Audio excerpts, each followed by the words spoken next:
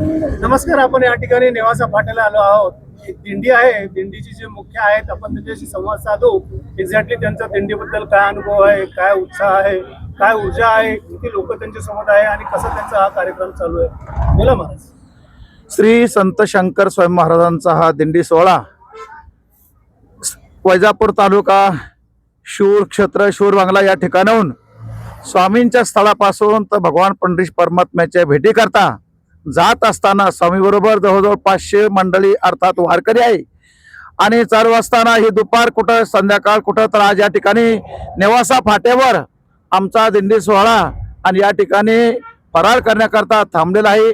तरी दिंडी सोहळ्यासोबत आणि 500 वारकरी अनेक भजनी मंडळ दिवसभर आणि भजनाचा अनंत भजनाचा गजर आणि या सोहळ्यामध्ये होत असतो.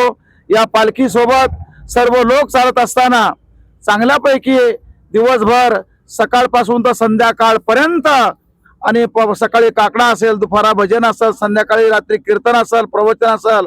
या कीर्तन भजन प्रवचनाचा सर्व वारकरी अशा प्रकारचे आणि गेल्या 5 दिवसापासून हा दिंडी सोहळा चालू आहे आणि त्याचा आनंद, त्याचं समाधान, त्याची शांती, त्याचं सुख या वारकऱ्यांना चांगल्यापैकी अशा प्रकारचं लाभत आहे.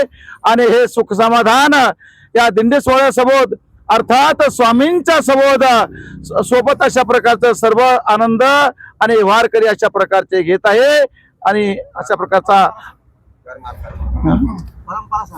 आणि त्याचप्रमाणे आमचा हा दिंडी सोहळा आहे शंकर स्वामी महाराजांचा. हा सोहळा म्हणजे आणि चैतन्य संप्रदाय ज्याला आपण म्हणतो, जो संप्रदाय अशा प्रकारचे निर्मित आहे, भगवंताने निर्माण केलेला आहे, ज्याला वारकरी संप्रदाय म्हणतात. त्या वारकरी संप्रदायामध्ये शंकर स्वामी महाराज म्हणजे आधारी पुरुष आहे.